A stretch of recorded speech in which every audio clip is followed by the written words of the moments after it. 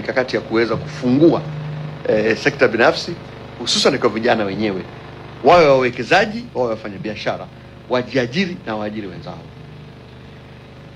Kwa cha kwanza, mwaka huu kabla hujaisha, tunaanzisha kituo maalum cha kuhudumia na kuwezesha wawekezaji vijana. Kitaitwa Youth Investors Resource Center. Tutakifungua pale EPZA pale Mabibo. Lengo la kituo hiki kubwa,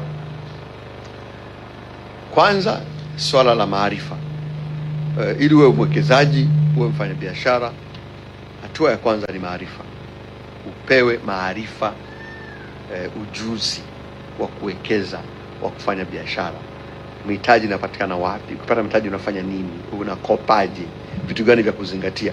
Kwa kituo hiki kitakuwa ni muhimu specifically kwa vijana wetu wanaomaliza vyuo vikuu, wanaomaliza vyuo vya ufundi na wengine, waende pale wafundishwe vizuri na wataalamu wetu wa serikali na wa sekta binafsi wenye uzoefu. Kwa tunaunganisha na watu ambao wamefanikiwa, wawafundishe mbinu mbalimbali za kufanya biashara, za kuwekeza, za kujiajiri, za kuajiri wenzao.